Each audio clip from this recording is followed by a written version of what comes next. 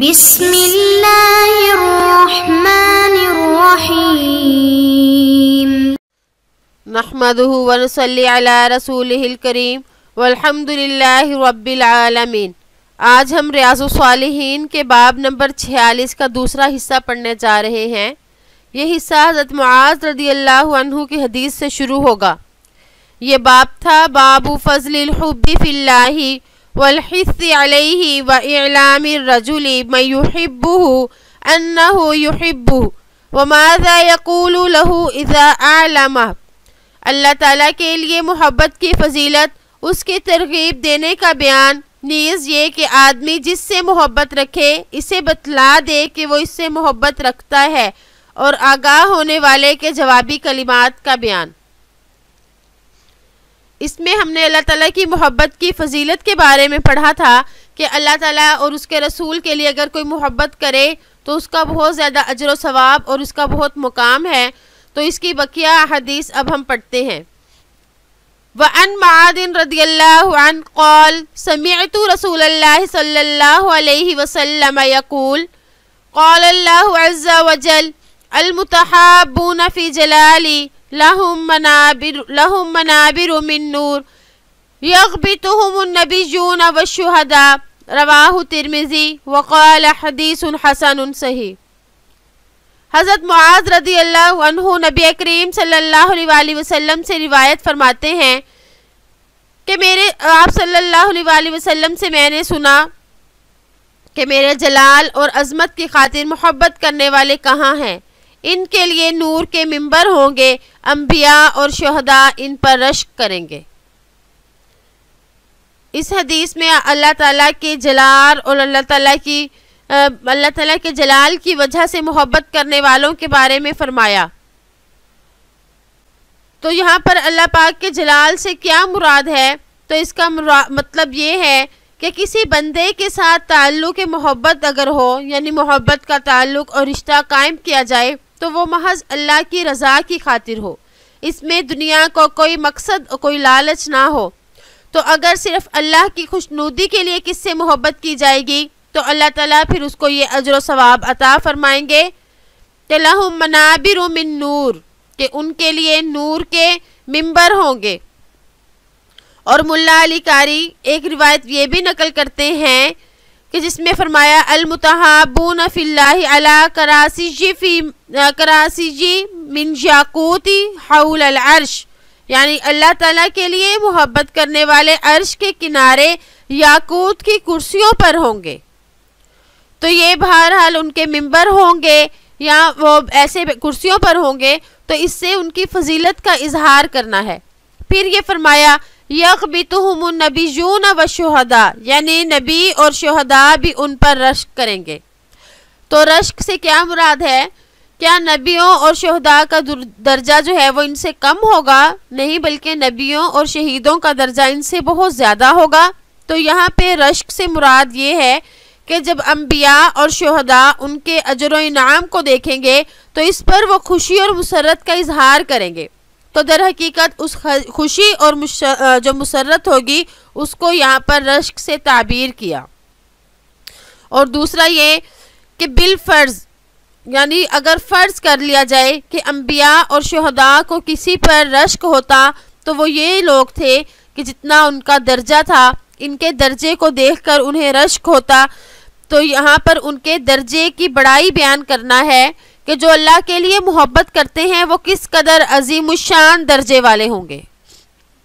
وعن ابی ادریس خولانی رحمہ اللہ قال دخلت مسجد دمشق فإذا فتن براق الصنايا فإذا الناس معه فإذا اختلفوا في شيء أسندوا إليه وصدروا عن رأيه فسألت عنه فقيل هذا معاذ بن جبل رضي الله عنه فلما كان من الغد هجرت فوجدته قد سبقني بالتهجير ووجدته يصلي فانتظرته حتى قضى صلاته ثم جئته من قبل وجهه فسلمت عليه ثم قلت والله إني لأحبك لله فقال اللہ فقلت اللہ فقال اللہ فقلت اللہ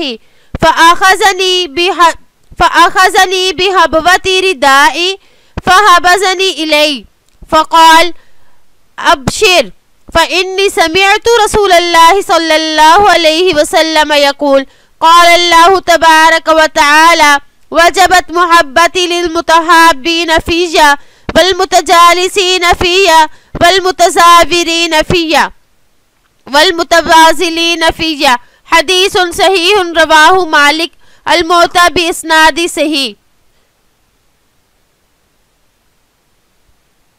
کہ حضرت ابو ادریس خولانی بیان کرتے ہیں کہ دمشق کی مسجد میں داخل ہوا تو وہاں ایک نوجوان تھا جس کے دانت چمکدار تھے، براق الصنایا یعنی چمکدار دانت. لوگ اس کے ارد گرد بیٹھے تھے. جب وہ آپس میں کسی چیز میں اختلاف کرتے تو وہ ان سے رائے معلوم کرتے اور اس پر عمل کرتے. چنانچہ میں نے اس نوجوان کے بارے میں پوچھا کہ یہ کون ہے تو مجھے بتایا گیا کہ یہ حضرت معاذ بن جبل رضی اللہ عنہ ہیں. پس جب دوسرا دن ہوا تو صبح سویرے ہی مسجد میں آ گیا، لیکن میں نے دیکھا کہ وہ جلدی آنے میں مجھ سے سبقت لے گئے ہیں. بس میں نے انہیں وہاں نماز پڑھتے پایا. میں نے ان کا انتظار کرتا رہا یہاں تک کہ وہ اپنی نماز سے فارغ ہو گئے. ان کے سامنے کی طرف سے ان کے پاس آیا. پس انہیں سلام عرض کیا اور کہا اللہ کی قسم میں آپ سے اللہ کے لیے محبت کرتا ہوں. انہوں نے کہا کیا واقعی؟ میں نے کہا ہاں اللہ کی قسم. پس انہوں نے کہا کیا واقعی؟ میں نے کہا واقعی اللہ کی قسم. پس انہوں نے فرمایا انہوں نے مجھے میری چادر کے کنارے سے پکڑا اور اپنی طرف کھینچا اور فرمایا خوش ہو جاؤ، کیونکہ آپ صلی اللہ علیہ وسلم کو میں نے فرماتے سنا کہ اللہ تعالیٰ فرماتے ہیں کہ میری محبت واجب ہو جاتی ہے اس کے لیے جو میرے لیے آپس میں محبت کرتے ہیں اور میرے لیے ایک دوسرے سے ہم نشینی اختیار کرتے ہیں اور ایک دوسرے سے ملاقات کرتے ہیں اور ایک دوسرے پر مال خرچ کرتے ہیں. امام مالک نے اسے موطا میں سے ہی سند کے ساتھ روایت کیا. حجرتو یا جیم پر شد صبح سویرے جلدی آنا. اللہ فقلت اللہ اس میں پہلا استفہام کے لیے ہے حمزہ ممدودہ یعنی مد کے ساتھ اور دوسرا بغیر مد کے ہے. اس حدیث مبارکہ میں جو راوی ہیں ان کا نام ہے عائز اللہ. ان کی کنیت ابو ادریس ہے، کنیت ابو ادریس، اور ان کی نسبت خولان کی طرف ہے. حنین کے سال یہ پیدا ہوئے اور یہ بڑے تابعین میں شمار ہوتے ہیں. شام میں حضرت ابو الدرداء رضی اللہ عنہ کے بعد سب سے بڑے عالم یہی تھے اور ان کی وفات 80 ہجری میں ہوئی. یہاں پہ جو فرمایا براق الصنایا چمکتے دانتوں والے، تو اس سے حضرت معاذ بن جبل رضی اللہ عنہ کی مسکراہٹ کی طرف اشارہ ہوا کہ وہ مسکرانے والے تھے، تبھی تو ان کے دندان مبارک اس طرح سے نظر آئے. اور دوسرا یہ کہ ان کی صفائی والی عادت کی طرف اشارہ ہوا کہ حضرت معاذ بن جبل کتنی صفائی پسند تھے. تو یہاں پر جو فرماتے ہیں کہ جب میں راوی فرماتے ہیں کہ جب میں حضرت معاذ رضی اللہ عنہ کے پاس گیا میں نے دیکھا کہ لوگ ان سے پوچھ رہے ہیں اور ان کی رائے کو اتنی اہمیت دیتے ہیں کہ اسی رائے پر عمل کرتے ہیں. تو میرے دل میں ان کے لیے محبت ہو گئی. اور صبح میں گیا تو میں نے جب پائے آپ رضی اللہ عنہ کے پاس گیا تو آپ نماز پڑھ رہے تھے تو میں نے انتظار کیا. تو اس سے یہ مسئلہ نکلتا ہے کہ اگر کوئی شخص عبادت میں مشغول ہو تو اس کو فوراً نہ بلایا جائے بلکہ اس کو یکسوئی کے ساتھ عبادت کرنے دینی چاہیے اور اس کے بعد پھر اپنا سوال پیش کیا جائے. تو اس سے یہ ادب معلوم ہوا کہ عبادت کرنے والے کی عبادت میں خلل نہ ڈالا جائے. پھر فرماتے ہیں کہ میں نے انہیں سلام کر کے یہ لفظ کہا کہ میں اللہ کے لیے آپ سے محبت کرتا ہوں. تو اللہ سے محبت کے بارے میں ہم نے پچھلی حدیثوں میں بھی پڑھا. تو یہاں پہ بھی ہے کہ حضرت معاذ رضی اللہ عنہ فرمایا کہ اللہ تعالیٰ نے فرمایا کہ میری محبت واجب ہو جاتی ہے۔ تو اس سے معلوم ہوا کہ اگر کوئی شخص اللہ سے محبت کرے تو اللہ بھی اس کی محبت کی اتنی قدر کرتے ہیں کہ اپنی محبت ان کو دے دیتے ہیں۔ تو اس اللہ تعالیٰ کی محبت کے واجب ہونے سے مراد یہ ہے کہ وہ شخص اس بات کا حقدار ہو جاتا ہے کہ اللہ اس کے ساتھ محبت کرے اور اس کو اللہ تعالیٰ اعلیٰ درجات تک پہنچائیں، جیسا کہ ہم نے پچھلی احادیث میں محبت کی فضیلت کے بارے میں پڑھا ہے۔ وعن ابی کریمہ مقدام بن معدی کرب رضی اللہ عنہ عن النبی صلی اللہ علیہ وسلم قال اذا احب الرجل اخاہ فلیخبرہ انہ یحب، رواہ ابو داود و ترمذی وقال حدیث حسن صحیح۔ حضرت ابو کریمہ مقدام بن معدی کرب رضی اللہ عنہ سے روایت ہے کہ نبی کریم صلی اللہ علیہ وسلم نے ارشاد فرمایا، جب آدمی اپنے بھائی سے محبت کرے تو اسے چاہیے کہ وہ اسے بتا دے کہ وہ اس سے محبت کرتا ہے۔ اس روایت کو ابو داود ترمذی نے نقل کیا۔ امام ترمذی نے کہا کہ یہ حدیث حسن ہے۔ آپ صلی اللہ علیہ وسلم نے فرمایا کہ فَلْيُخْبِرْهُ، یعنی اس کو خبر دے دے۔ تو اس سے یہ ہوا کہ اگر ہم کسی سے محبت کرتے ہیں تو اس کو اطلاع کرنے میں یہ حکمت معلوم ہوتی ہے کہ جب اس شخص کو معلوم ہوگا کہ فلاں آدمی مجھ سے دوستی یا محبت رکھتا ہے تو وہ بھی اس سے دوستی اور محبت رکھے گا، وہ اس کے بعد دوستی کے حقوق بھی ادا کر سکے گا اور اس کے حق میں دعا گو اور خیر خواہی بھی کرے گا جس طرح کہ وہ شخص اس کے لیے خیر خواہی کرتا تھا۔ تو اس طرح سے ایک دوسرے کے ساتھ وہ دینی رہنمائی کریں گے، چونکہ وہ اللہ کی وجہ سے محبت کر رہے ہوں گے تو وہ اللہ تعالیٰ کے دین کو تقویت بخشنے کے لیے ہر اچھا کام کریں گے۔ اس حدیث کے جو راوی ہیں ابی کریمہ بروزن حلیمہ ہے ان کا جو نام ہے، ان کا نام اصل میں مقدام اور ان کی کنیت ابو کریمہ اور یا بعض لوگ ابو یحییٰ بھی بتاتے ہیں۔ ان کے والد کا نام معدی بن سناد بن عبداللہ بن وہب بن ربیعہ بن حارث بن معاویہ ہیں۔ یہ وفد کی شکل میں آپ صلی اللہ علیہ وسلم کے پاس آئے تھے ملک شام سے، اور مسلمان ہونے کے بعد شام ہی میں چلے گئے اور وہیں انہوں نے اپنی زندگی بسر کی، اور تقریباً 47 روایات ان سے منقول ہیں، اور 87 ہجری میں ان کی وفات ہوئی۔ اس وقت ان کی عمر تقریباً 91 سال تھی۔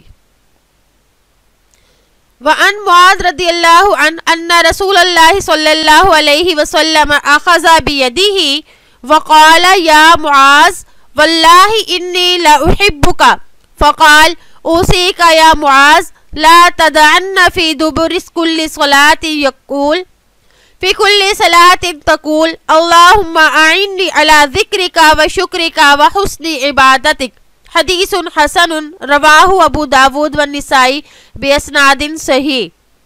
حضرت معاذ رضی اللہ عنہ سے روایت ہے کہ رسول اللہ صلی اللہ علیہ وسلم نے ان کا ہاتھ پکڑا اور فرمایا، اے معاذ، اللہ کی قسم میں تم سے محبت کرتا ہوں، پھر اے معاذ میں تمہیں وصیت کرتا ہوں کہ ہر نماز کے بعد یہ کلمات کہنا، ہرگز نہ چھوڑنا کہ اللہم اعنی علی ذکرک و شکرک و حسن عبادتک، اے اللہ میری مدد فرما اس بات پر کہ میں تیرا ذکر، شکر اور تیری عبادت اچھی طرح کروں۔ یہ حدیث صحیح ہے، ابو داود اور نسائی نے صحیح سند کے ساتھ نقل کی۔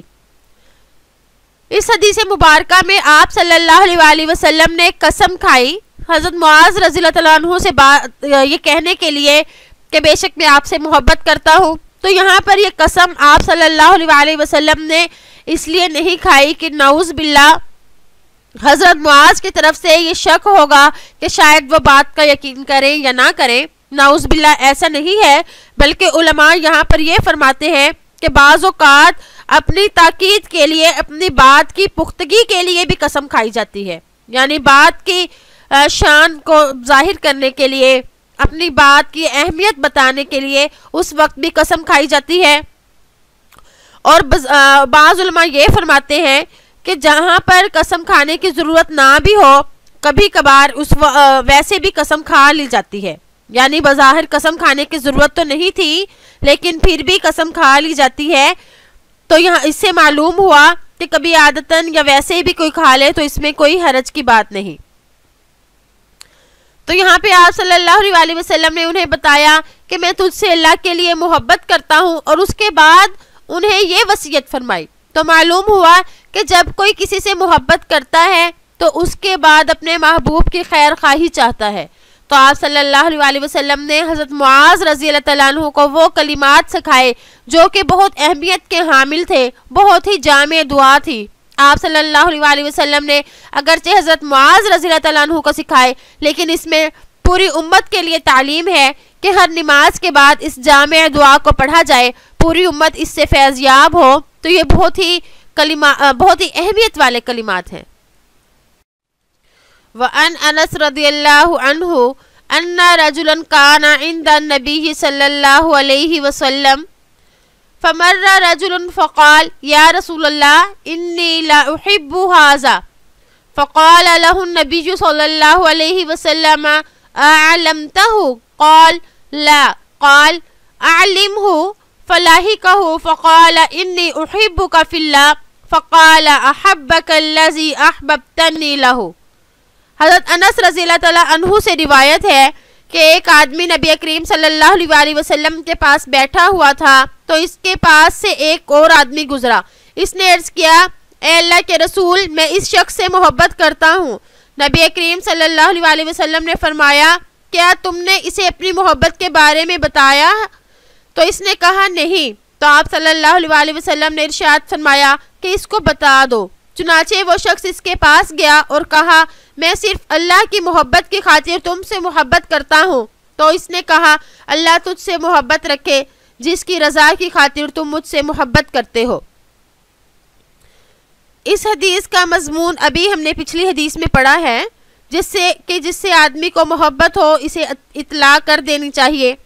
یہاں اس حدیث میں نبی کریم صلی اللہ علیہ وسلم نے اس پر اپنے سامنے عمل کروایا تاکہ یہ محبت یک طرفہ نہ رہے بلکہ دو طرفہ ہو جائے۔ پھر جو دوستی کے بعد حقوق لازم ہوتے ہیں ان کو یہ دونوں ہی ادا کریں تاکہ دوستی کو دوام حاصل ہو۔ فرمایا احبک الذی احببتنی، تو اس سے معلوم ہوا کہ جب کوئی کسی کو اپنی محبت کے بارے میں خبر کرے تو وہ اس کے جواب میں کہے احبک الذی احببتنی لہ، کہ اللہ تم سے محبت کرے جس کے لیے تم نے مجھ سے محبت کی۔ تو اس سے ہمیں یہ بھی معلوم ہو گیا کہ محبت اگر کسی سے کی جائے تو اس کو اطلاع دے دے تاکہ اس کے دل میں بھی آپ کی قدر و منزلت ہو، اور جس طرح آپ اس کے خیر خواہ ہیں وہ بھی آپ کے لیے خیر خواہی کریں۔